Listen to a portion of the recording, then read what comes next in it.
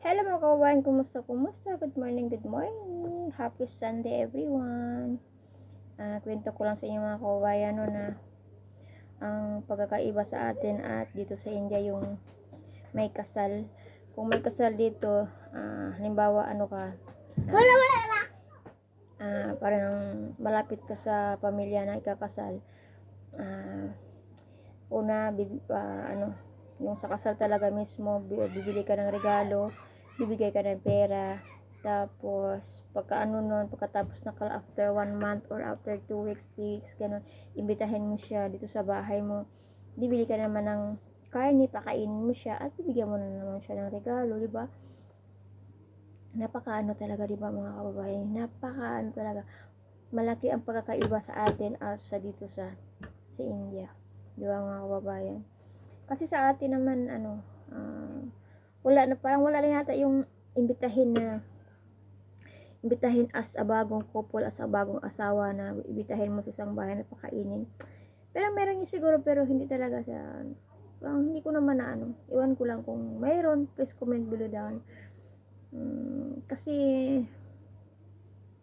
ko naman sa mga kapatid ko nakasal sila doon, parang wala naman, nabigyan lang ng regalo, yun lang.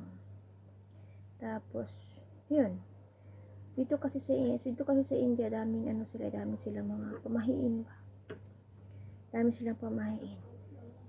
Kung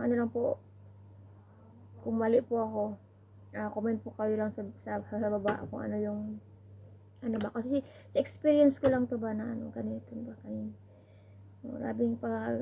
Malaki ang pagkakaiba sa atin at dito sa India.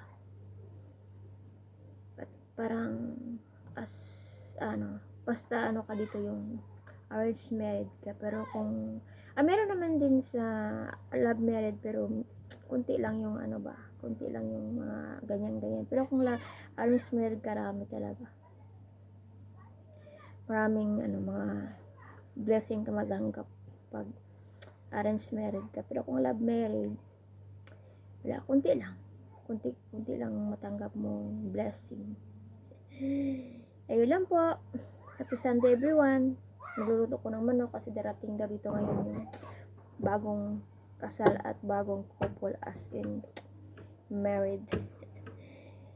At bibigyan din namin sila ng regalo. Thank you for watching. Bye-bye.